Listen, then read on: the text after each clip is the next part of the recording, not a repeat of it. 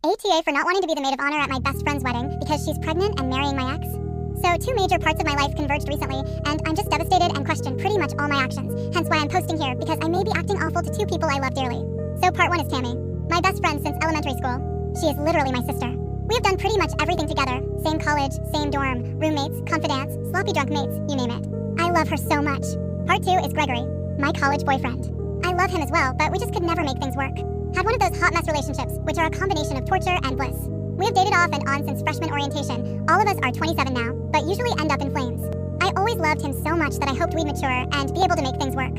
He moved to a different city after college, but we'd stay in touch, send flirty texts, and even went on vacation twice. We got along great as long as we both had our own places to retreat to, if that makes sense. All along we both had dating lives, and to be fair, I never told him about my long-term idea that we'd be together. A year ago, Tammy moved to a city about 30 minutes away from Gregory. She was having a really hard time meeting people, so I told her since she knew Gregory so well, she should call him and see if he can introduce her to his group of friends. She did, and I knew she was much happier. About 3 months after that, the flirty text from Gregory just stopped out of the blue, which isn't that big of a deal because it's happened before, but looking back, I should have known what was coming. Tammy just came home for the weekend and said she was making a special trip just to see me. Of course, I was super excited to see her. She came over, and she just seemed a little off. First, she told me she was pregnant. After we got past the shock and established she was happy and keeping the baby, I was elated to be an aunt. Then she said there's more, and this is really hard. I about died when she said the baby is Gregory's. She apologized and said she was so sorry.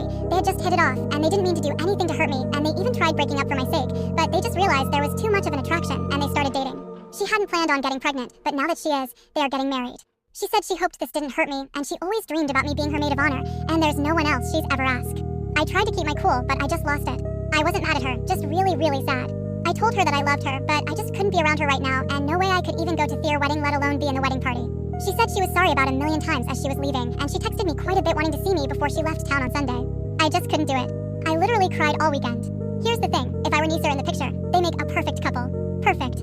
Tammy's brand of fiery is a much better match to Gregory's calm nature than mine. They're both gorgeous and smart and great with kids. If two people should be hooking up to be great partners and parents, it's those two. I just can't help being hurt.